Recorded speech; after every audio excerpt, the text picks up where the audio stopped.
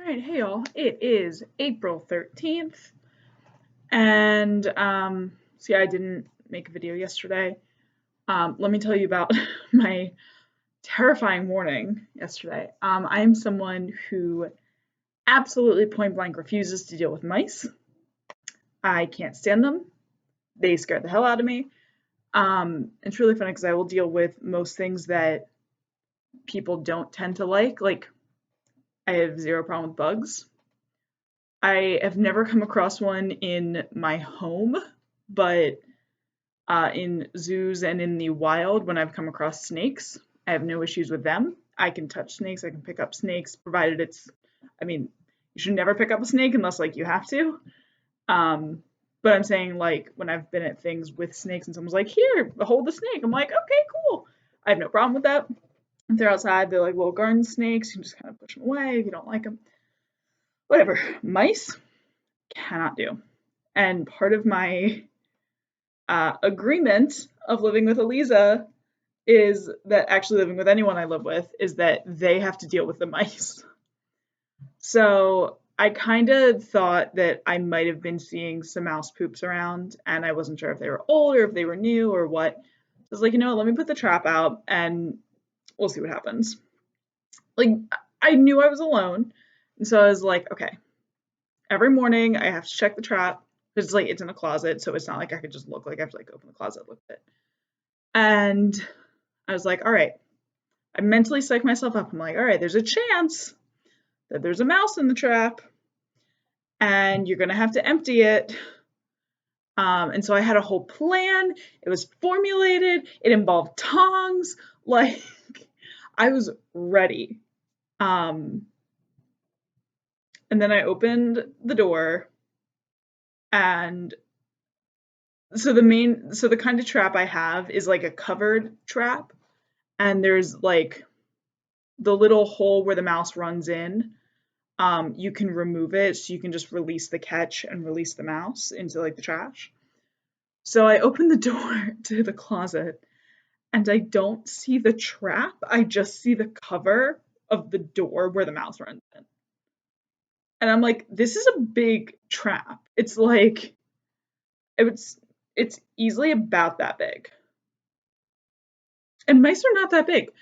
And so I'm thinking, and I'm like, what kind of goddamn mutant morphin mighty mouse do I have here that could like not only get out of the trap, hit the cover off the trap, and eventually I did find the trap and it was dragged a good 2 to 3 feet away. It scared the shit out of me because the mouse was not in the trap. So the mouse is still running free somewhere. Actually, I'm really hoping that the mouse like got injured enough and it crawled away to die peacefully somewhere.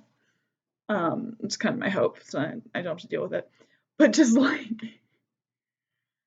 it, it was so horrifying that the mouse could have like demolished and stolen the trap that I was so scared. It was not fun. I like ran out to my couch and like jumped on the couch, and Daisy was like freaking out because I was freaking out. She was like, "What's going on? What's going on?" And I like tried to call my dad. I tried to call my roommate, and like no one's picking up. Eventually, I did get my roommate on the phone. I was like, "Okay, you have to stay on the phone with me while I open the door." Yeah, apparently they were like, "Look, Maddie, I don't think there's like a Hulk mouse running around the apartment. I think it's just the mouse got in at a weird angle. It got lucky. It got out. It freaked out, and when it freaked out, it moved to the trap, which is definitely the most likely scenario. Like without doubt, I probably don't have mutant mouse running around." And I realized during this whole thing how many adjectives begin with M that are like strong, like Mighty Morphin, Mega Mighty Mouse, like, I don't know, Mutant Mouse. There were a lot. There were more than I thought. Um, anyway, but I was just like terrified, genuinely terrified. So rebaited that, put it back after a while, and I was like going to touch it. I was like, I can't touch it. I can't touch it. I was so terrified that like a little broken off arm would be in there or something. Nothing was in there. It was fine. But I was like, yeah, it was not a fun way to start my morning. When I called my dad eventually called back and he's like, hey, like what happened? And I'm like, you didn't pick up. I was having a panic attack over here. The fucking mouse. And my dad reminded me of a story that I have apparently just blocked out of my memory, where one time we tried to catch a mouse and it got semi caught in the trap. It didn't get fully caught in the trap. And it was running around the dining room, still in the trap. And my dad was like chasing it. And he's like, yeah, don't you remember that? I was like, no, no, I am so glad I've blocked this out of my memory. Because that was probably traumatizing and probably why I'm terrified of mice. Um, but yeah, no, so that was a fun way to start my Easter Sunday. Um, but yeah, no, and then yesterday was gorgeous. It was like 77, no, it was not 77 degrees. It was like 67 degrees and sunny, and it was just a lovely day. And then last night it started this rainstorm. And like, I love a good thunderstorm, I really do. But this was like not fun. This was like a little scary, honestly, and it continued all morning. It's actually been going on and off all day. Right now it's really sunny, but every once in a while it's been getting like the clouds have cleared, blue skies are shining, it's beautiful, and then 20 minutes later it will be back to torrential downpour. And the winds were nuts until 6 o'clock tonight.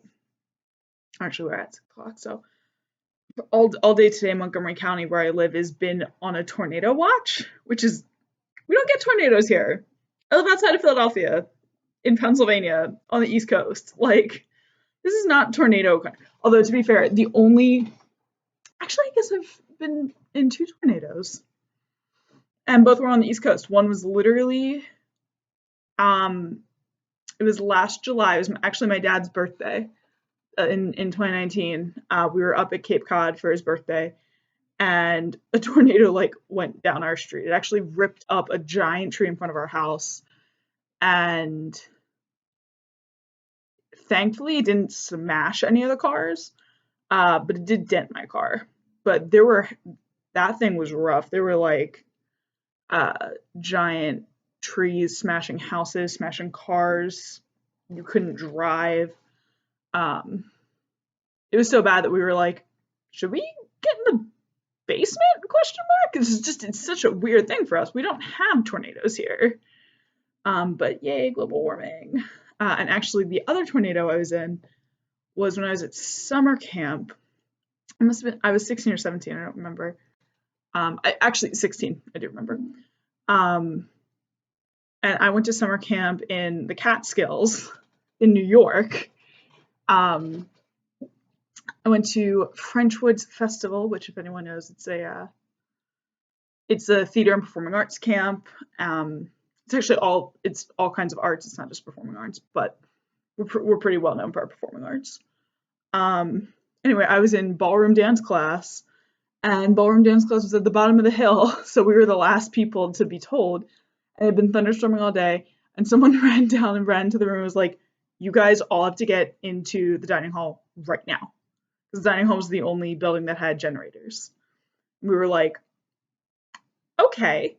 So we ran up. We were still in our dance shoes, which was like, you were not allowed to leave a building in your dance shoes because you weren't allowed to walk around in your dance shoes because you were going to ruin them. But they were like, don't even stop, change your shoes, like, go. So we all ran to the dining room because we were the farthest down the hill. We could actually see funnel clouds forming, and like I said, we were like the last couple kids to get in. Everyone was fine.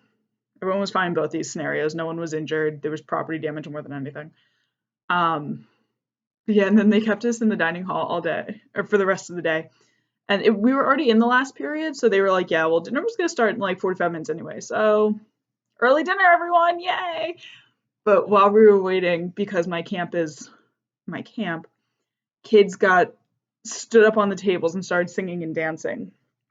And the director of our camp was like, okay, if we're going to do this, we're going to do it right. And started calling us up by casts to perform different songs from shows we were working on.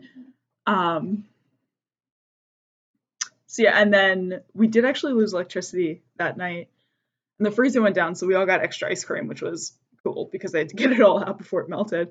They're like, all right, I know we had dessert, but here's ice cream, and we were like, yes.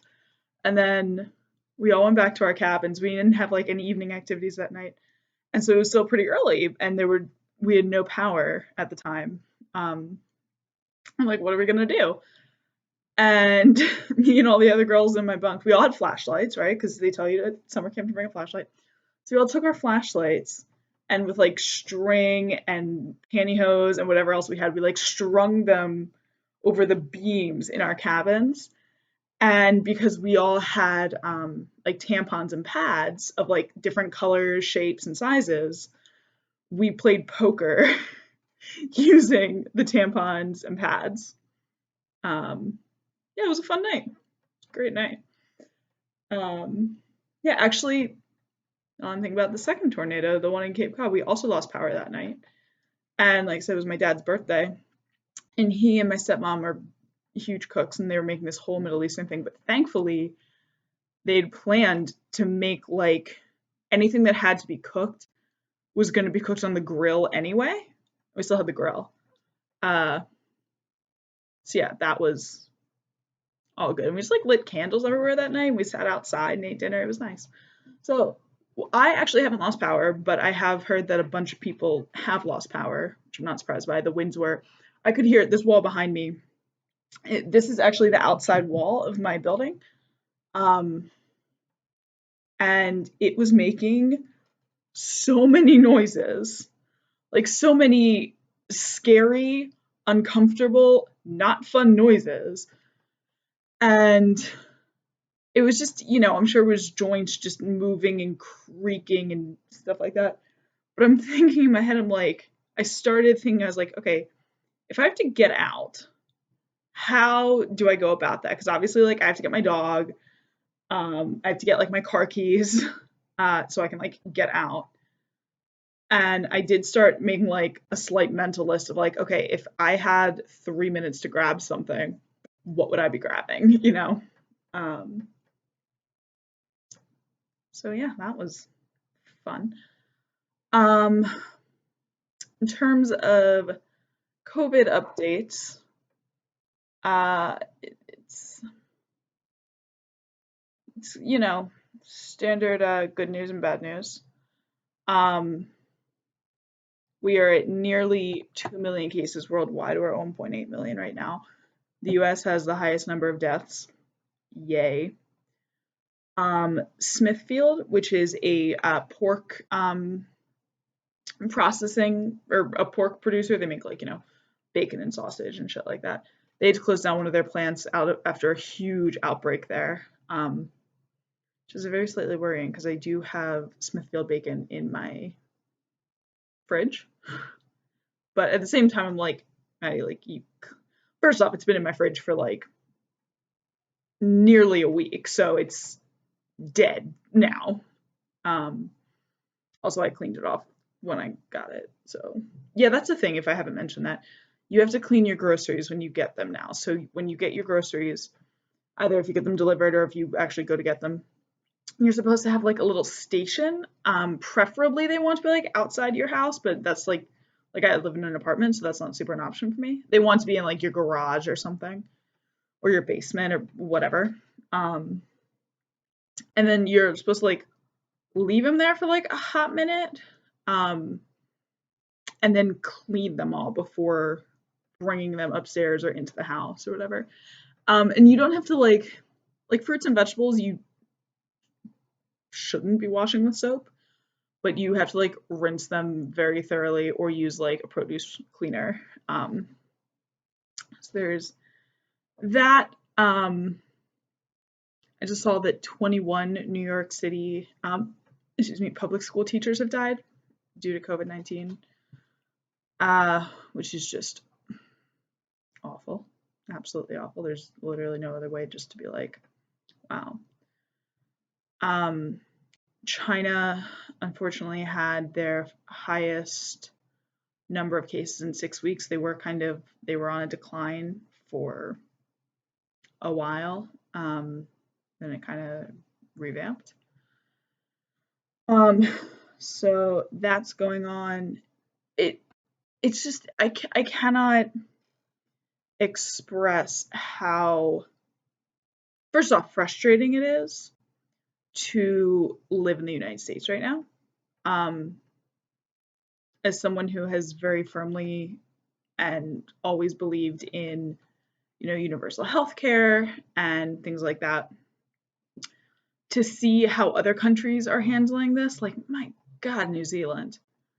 New Zealand is like exactly how you should have handled this.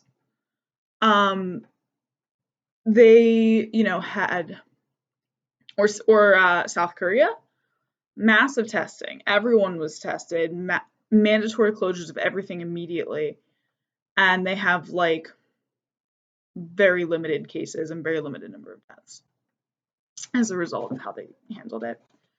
And I cannot explain how frustrating it is to see how we handled it.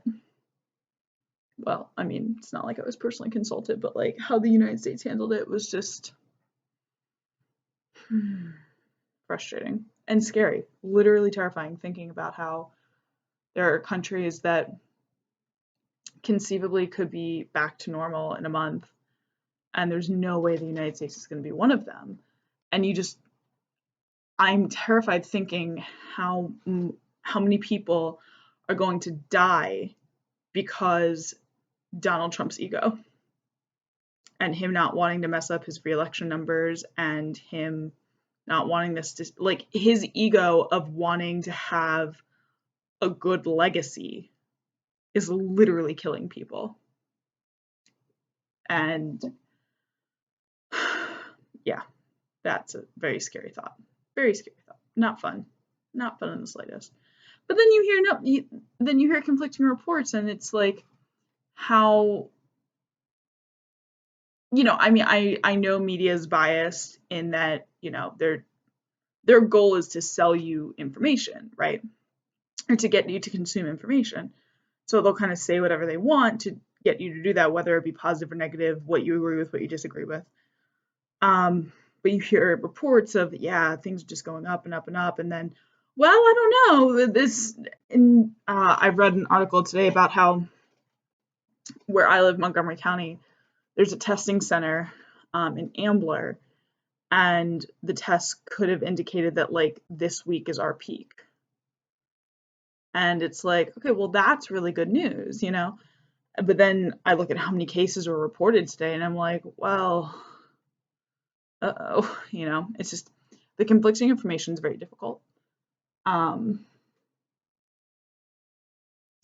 fun. And just exhausting trying to sort fact from fiction. Like, absolutely exhausting. And it's you don't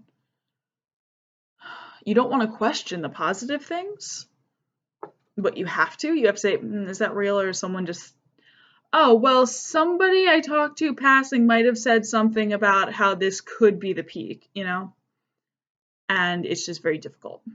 Very difficult, unfortunately. But yeah. Trying to think of any other updates. Found out today Chipotle won't deliver to my apartment, which is sad.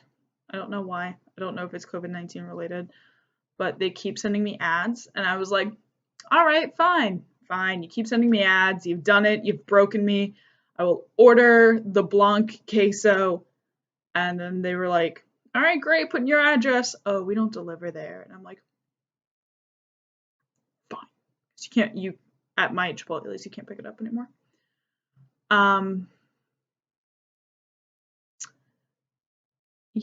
I think that's it for now. I'm going to try to take Daisy out while it's still one of the sunny periods. This storm has been awful. It has ravaged the south. It's about to hit the north really badly. I mean, we were very lucky. We were like just on the edge of it, and even on the edge of it, we were in a tornado watch in suburban Philadelphia. So it was not pretty. And now that it's not torrentially downpouring, I'm gonna try to get her out for a walk. So, all right, I will talk to y'all later.